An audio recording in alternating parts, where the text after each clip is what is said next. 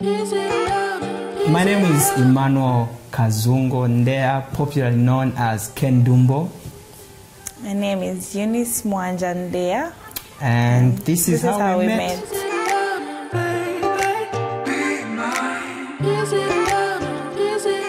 Alright, my name is Emmanuel Ndeyas. Yeah, some people call me Ken Dumbo, but that's not my name. My name is Emmanuel Ndeyas, and I'm the husband. Okay, and I'm Eunice Ndeyas, the wife to Ken. Emmanuel. Yeah. You're known for Ken, so. Oh, yeah. Yeah.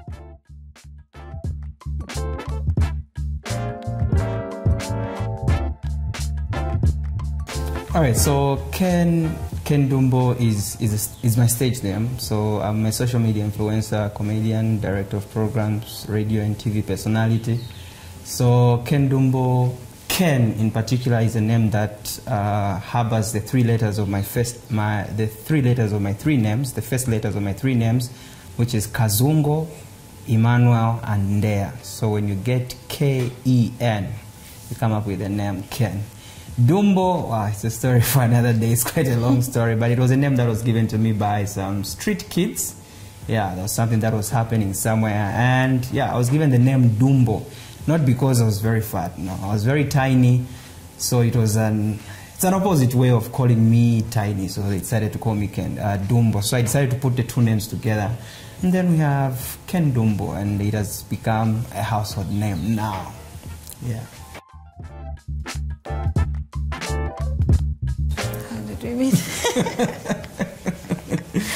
Yeah. Okay, I'll leave you to explain. No, the question is yours, so you have to start the story. Okay, we've known each other from way back. Yeah, so from Kafiwe, that's where we come from, and we've always known each other from way back. And then there was a time we went for a camp, so it was just a hi, hello friendship. I was going to say we've known each other from way back. Your brother was my friend. Yes, and I knew you. Yeah, so you knew me from your brother. We're friends as well. Yeah, patari. Yeah. Okay, yeah. So there was a time we went for a youth camp, and then I think that's where maybe the, can I call it the fling or something? I don't know. Okay, yeah. So from the youth camp, he got my line from a friend, and then I just received a call from this guy called Emmanuel. Yeah. So he called me. We started chatting. We had some chats. He was, when guy is chaffing you, and all of a sudden he just went mute. He went quiet. I don't know what happened. Maybe he can even explain that. What happened? Well, I don't really know what happened that particular time, but I think the first time I got your number was obviously when I discovered that you were my friend's younger sister, and then I was like, wow, okay, this girl looks nice. But then I couldn't do anything at that particular time, so the only thing was to get your number. But again, I couldn't get your number from you. I don't think I was courageous enough at that point. So I had to get it through your friend. But I think at that particular time, it's a kind of thing where you like this person, but yeah, I think I was in a relationship at that particular time. So I was just like, I think so I decided to just, stop talking to just avoid problems. Yeah. That was after chaffing me. Oh, I chaffed you, yeah. Oh, yeah. Yeah, maybe one of the reasons also was that before the relationship that I was in at that particular time, I was in another relationship which was left me heartbroken. And then I was dating somebody that we were going to the same church with. And then at that time, I just thought myself, I think, about dating our church. So I was in a relationship with a person who was not of our church. So that's why I decided to just say, okay, you know what, I think I'm in a relationship, and as much as I like this girl, let me just forget about her for now. And then I remember after some time, yeah, I think I was in Katondo Street that day. I was in Katondo Street, and then she was in a uniform. Yeah, if I'm not mistaken, yeah, you were in a nurse's uniform. Yeah, student. Yeah, student uniform. And then I'm like, I think I know this girl, because some time had passed. I think that should have been 2017, 2018, if I'm not mistaken. Yeah. So yeah, so I saw her. I'm like, I know this girl. She tried. I don't know if she saw me or she was just pretending. I don't know. I didn't see. Yeah, but I had to stop her. She was with some guy. My uncle.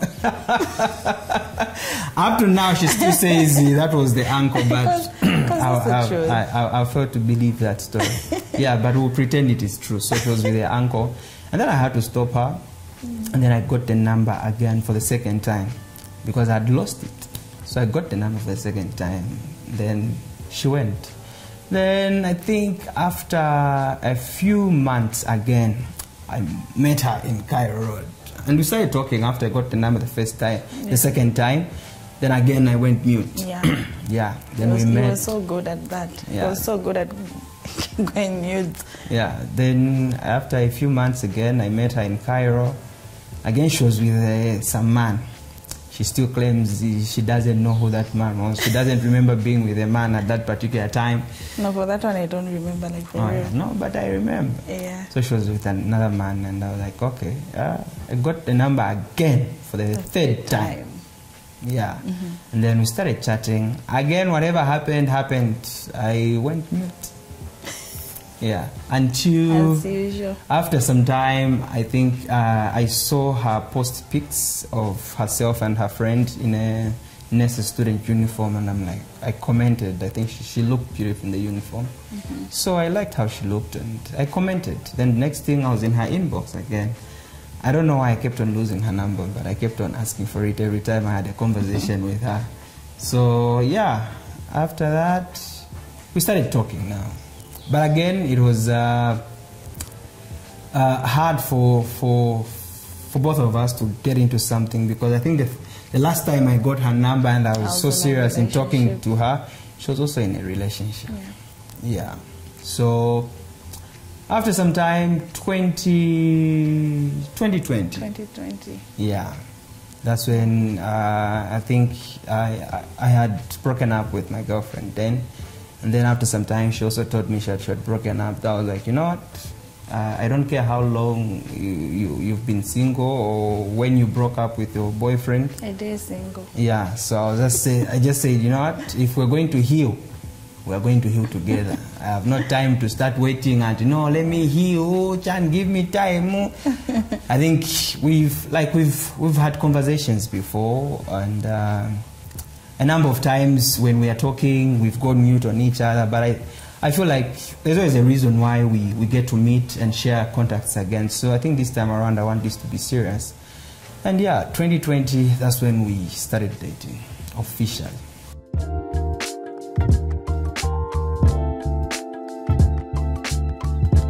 So when he came back, I kept on doubting him. I think he always complains about that sometimes, because I kept on doubting him. I was thinking maybe he's just going to come and go mute again.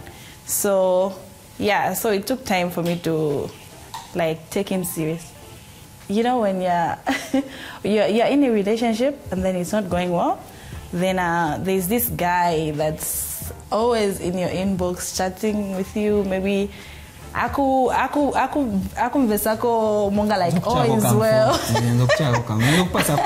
Aku shitako comfort, yeah, and all that. So when I broke up with my boyfriend, he was there for me.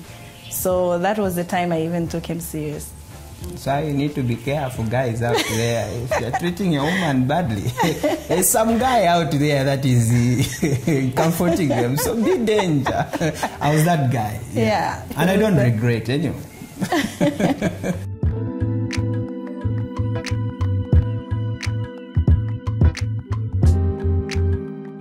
I want to hear that part. Okay, the first person I told actually was my mom. Yeah.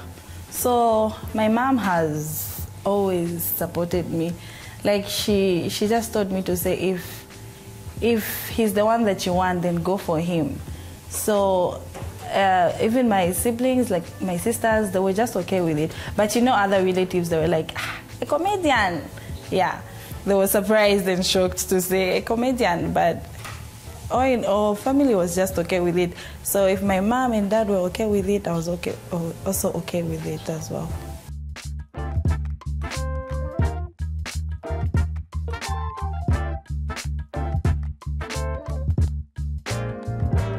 So we dated for, was it a year? Yeah, it was a year, 2020. Yeah. 2020. 2020, yeah. So we started dating in 2020. 2021, was it October that we started talking about taking It was actually the same year, 2020. 2020? Because we got married in 2021. Oh yeah. Yeah. Okay. Yeah, so, yeah, he was there talking about him taking another step. So he used to ask me, if I'm to ask you to marry me, what would you say? And you know, that question is tricky. So I used to tell him that ask the question first and then we'll see how it goes. No, the reason I was obviously asking, I didn't want a situation where, because that time I think there was a video that was trending on social media where there was a guy that had proposed to a girl and then the girl turned him down and stuff. So I didn't want a situation where I had to propose and then and then that time, you see, the name was already in public domain. So imagine a situation where you propose to someone and then they turn you down. And I wanted to know also, how should want a proposal to be? Would she want it in public or would she want it private? So it was all those things that I wanted to know. But she was just like, no, you first propose and then we'll see how it goes. So then he also asked me a question of, would you like me to first reach home or maybe I can propose to you publicly?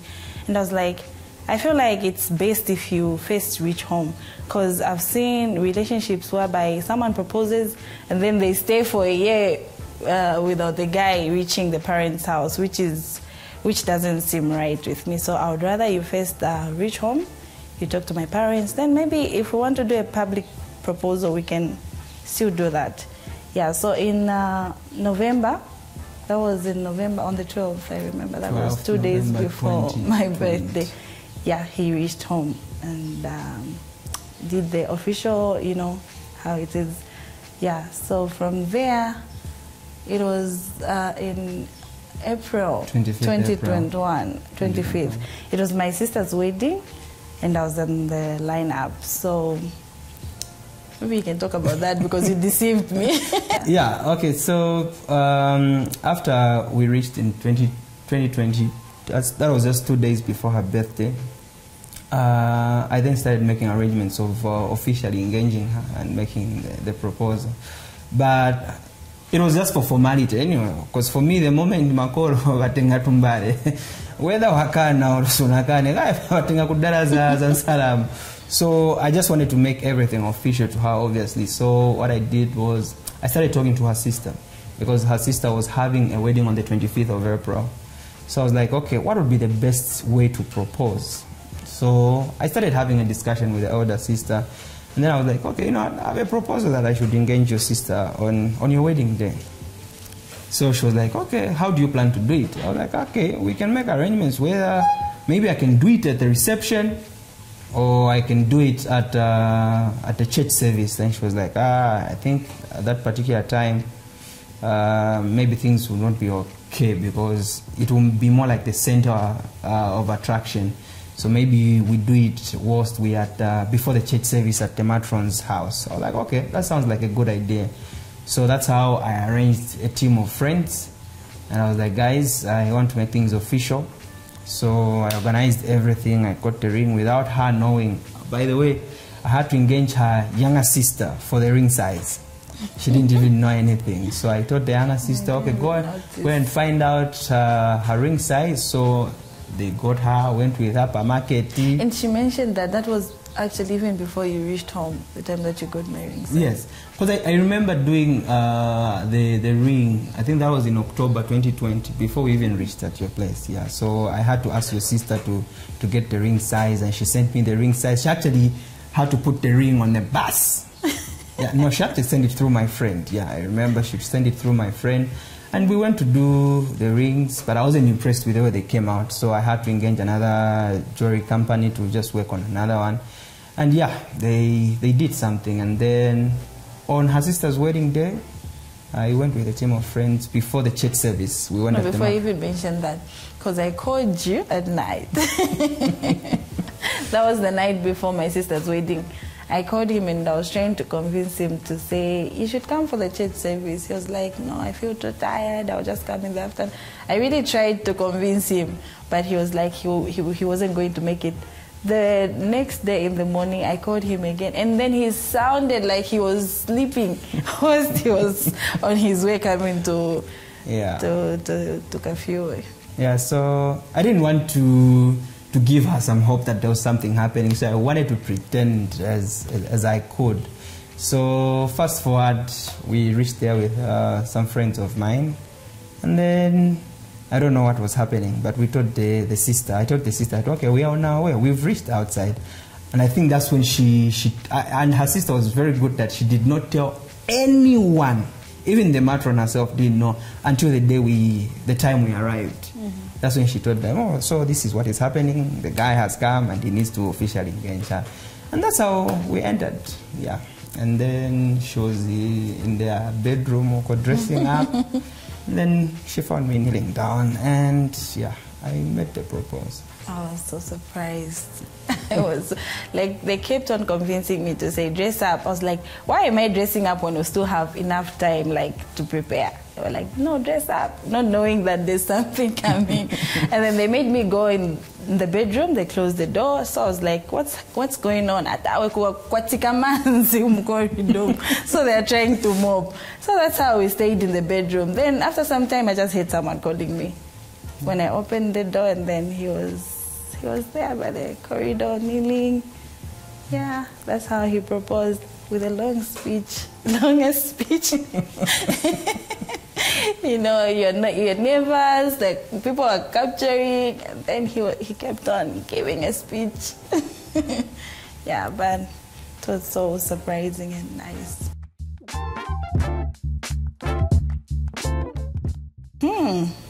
But oh, it wasn't easy, because there's always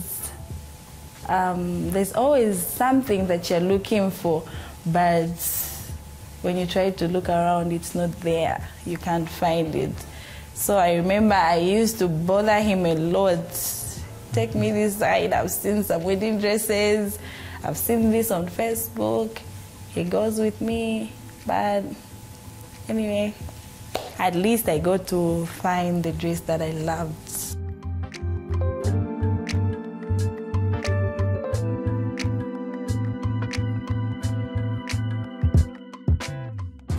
To be honest with you, I was very excited. I was very happy. You know, I'm the firstborn in the family, so my aim was to just break the record. Yeah, being the firstborn, obviously you need to set an example for your siblings and stuff. So seeing her walking towards me was really, really amazing. I couldn't believe it, because you see, there's that thing that they do. No, as a groom, you are not supposed to see the bride until you are not supposed to see the dress. So I was very anxious to see. And I made sure that he didn't see the dress. Yeah, and she really made sure. You know, I was taking her humatera. Every time she wants to do the fitting, I'll go with her, and I try to go in and check. They're like, no, you can't. So I was like, okay, let's wait and see. And so I then saw her coming with my mother-in-law and the uncle, and it was a great feeling. Of course, I was not believing that I was finally getting married. You know, no guy is ready to just marry, and so that day now comes. I'm like, okay, am I really doing this? But okay, futi kachoka kagere. So I have no option. Let the game begin. So they brought her in, and then they handed her over to me. I was very excited. I remember that day in church, I even did Ichongedwe. Like, I was like, it's done. She's mine. I was very happy. I was so nervous. I don't know. But I mean, it's normal to be nervous on that day. I said, "Tenze happy. Tenze happy. Tenze happy. Tenze mood. No nervousness at all. No. No, but there was a point you were nervous. Which point was that? When trying to give me the ring. You were so nervous that you kept on turning it around. Oh, in church? Yeah. No, it's that kind of thing where I was very overexcited to an extent where I even forgot that, okay, niku tweet niku lefty or niku right, that kind of thing. And then these things of tumarings to asikana being to double. It's a cartoon kamozi. So I kept on putting it upside down and stuff. Apalastia brand, and I was like, oh, no, this is cool. We've been married that was November, December, January, February, March, April. So 1 year, 5 months. We don't have any children yet.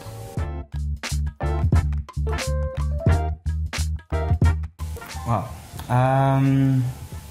There's a lot. So you see, the time I was trying to settle for a partner, one, I needed somebody that would support what I do.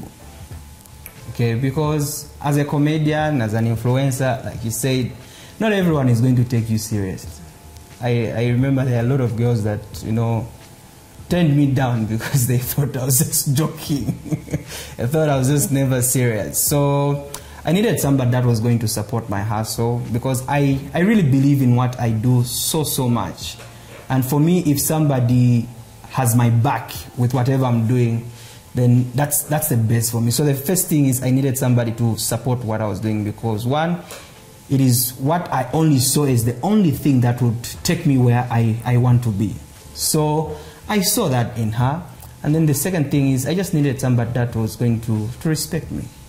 Yeah, I think for me, not just me giving the respect, but also reciprocating the same respect. So I needed that, and I just needed somebody that was going to love me for me, not for Ken Dumbo, not for anything else, just for me. And that's one thing that I saw in her, and nothing has changed. Yeah, I think nothing has changed. Sometimes she's a fighter, but I'm not commenting on that. Yeah, but I think I love the fact that she really supports what I do, and she respects me. And I do the same. Okay, she will confirm. I said, yeah, but I just love the fact that she really supports what I do, and she gives me the respect that I need. And yeah, I think she loves me. I feel it. I feel it. Just I feel it. Yeah, I feel it. I know she does love me, and I do it. So that's what has personally kept me. If somebody has got my back, then I better have my back on them as well.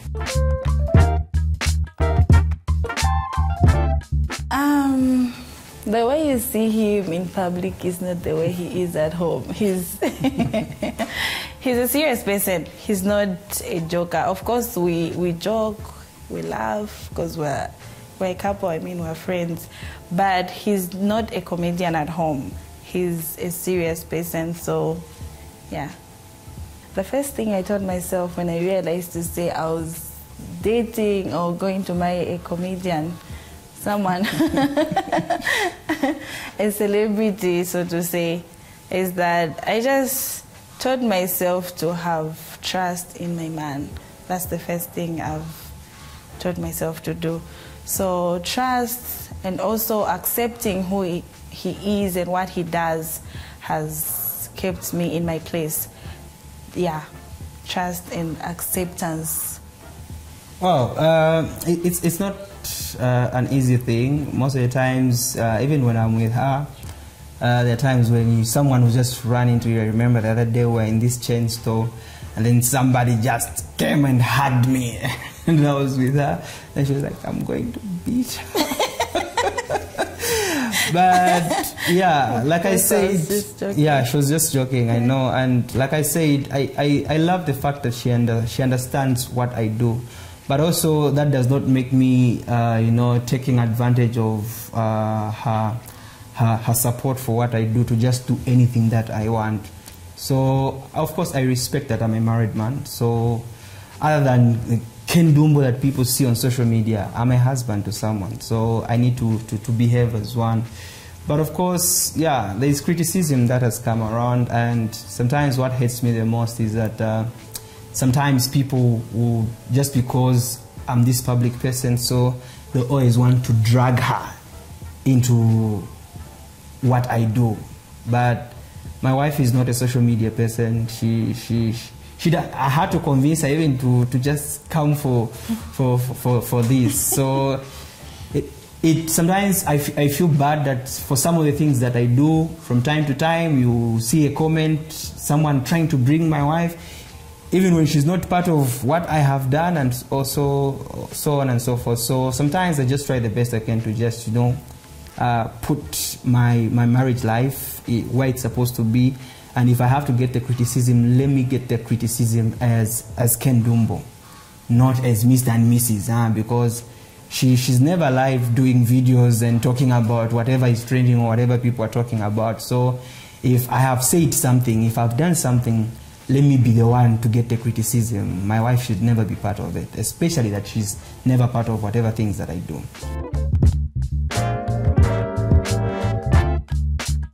How do I handle conflicts? Okay, usually it's not a situation whereby you just wake up and then you find yourselves that, no, I've woken up on the wrong side of the bed. Or yeah, conflicts just come maybe if you disagree on something, yeah, just like that. But how we handle it is we talk. Like, I'm a kind of person who doesn't really like to talk about things. So most of the times you would find me that when I'm upset, I would want to just keep quiet. But he's someone that doesn't like that. He doesn't want that. So whenever he sees that I'm too quiet, or he would notice to say there's something wrong. And then he has always told me to say, whenever we have a problem or whenever you feel like there's something wrong, please come out and let's talk about it. So yeah, at least he's taught me that, and I've learned to always talk about our problems so that we sort them out. That's how we sort out conflicts.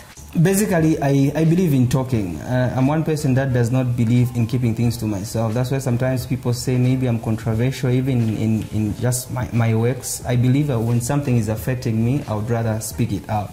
So even with my wife, most of the times when we have an argument or we have a misunderstanding or we have a conflict, I've always said we shouldn't go to bed without talking about it. So we are better off, you know, if I'm going to be hurt, let me just get hurt, but as long as we've talked and we've resolved. And obviously it shouldn't just end with everyone thinking they were right. Sometimes even when you are right, it's okay to just say, I'm sorry.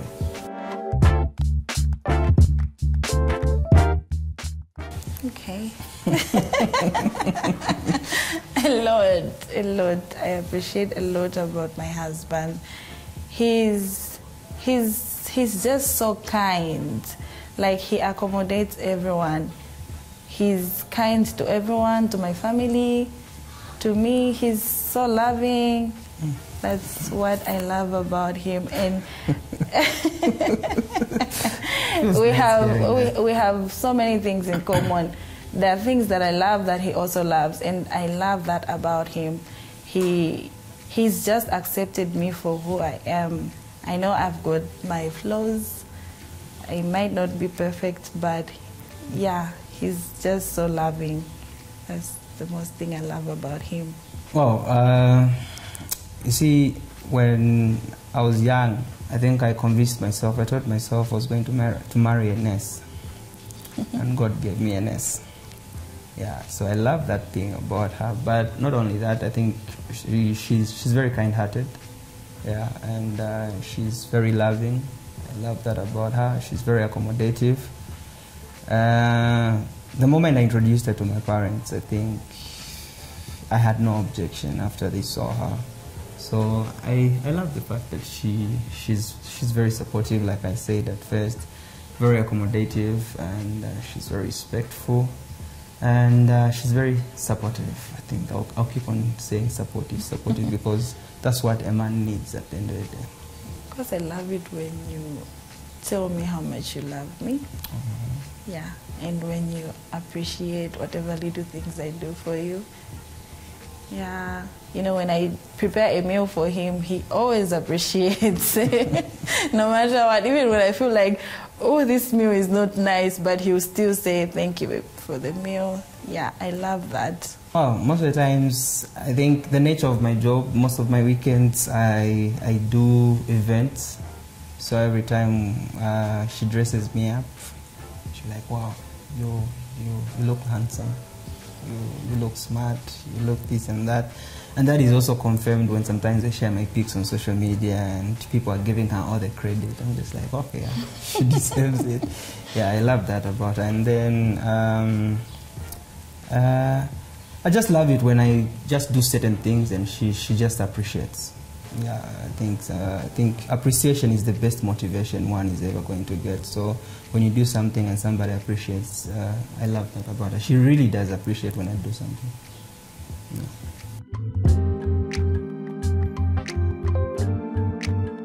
I would advise the couple to talk things through. You know, it's important. I've learned that it's important to talk about issues in a family. So if they would sit down and talk about it, if the wife can tell the husband how she feels about him being busy all the time, not giving her attention, that would at least help their marriage to work. At least it would, maybe the man would sit down and think to say, okay, maybe I need to work on this, I need to change and give my wife attention. Because I would tell you to say, when your husband is not giving you attention in the house, things just go bad. Because it's the attention and love that we need from our men that would keep us going. Well, first thing, make sure that you love each other. I think there's no reason to be together if there's no love. That's why people end up fighting, people end up killing each other today. So if there's no love, please don't force it. The other thing is that always support each other. See, as a couple, for you to achieve great things, you really need to have each other's back. You may not both be doing the same thing, but in whatever endeavor of your partner, just make sure that you're there to support them. There's nothing that feels good when you have a partner that supports what you do. Like my wife and I, like, are in two different worlds. I'm very loud, she's very low, she's quiet. I'm this public person, she loves her quiet space. But in all this, we have each other's back. And so that's one thing that I would advise the couple out there. Please support each other and find time to just go out and have fun as a couple. Just because you're married as husband and wife doesn't mean the other one has to be home and the other one has to just be moving up and down. Yeah, don't be too busy. Yeah, don't be too busy for your friend. Find time to hang out together. Sometimes mwakoma che nyumba ngati if possible mwasiapo che wachibururu mwaenda wache out mwaendo chilling ako chabe as a couple. It doesn't mean when you finally marry each other then days of chills and honeymoon are done. If possible, let each and every day be a honeymoon day.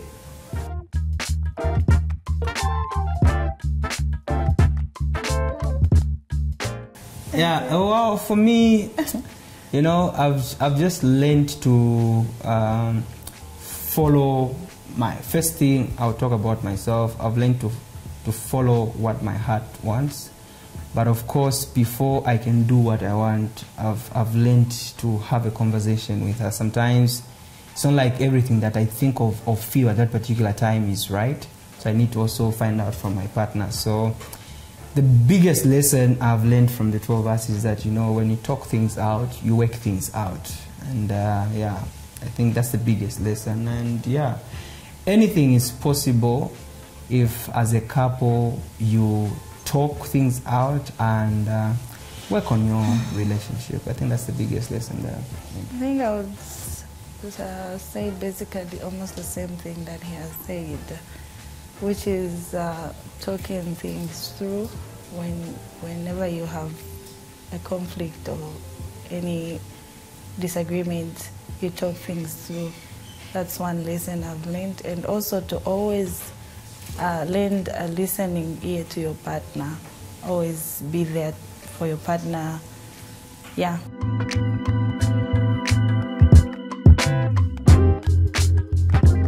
23rd December. 14th November. I can't forget her birthday because her birthday is our wedding anniversary. Or our marriage anniversary. I was very strategic about that. Sometimes I may forget. So I made sure that her birthday is our marriage anniversary date, so that if I have to buy a present, I just buy a present once. Not later, a birthday present, the other day, a marriage anniversary present. So that was your strategy? It was a strategy. For me, a birthday is not a big deal, but it's a big deal for her. It is, yeah. He say we don't care, as long as Dad, and we thank God. But for her, I need to make sure that at least I've done something. I feel like it's a special day and it needs to be celebrated. So for me, it's a big deal. Yeah. Who are we?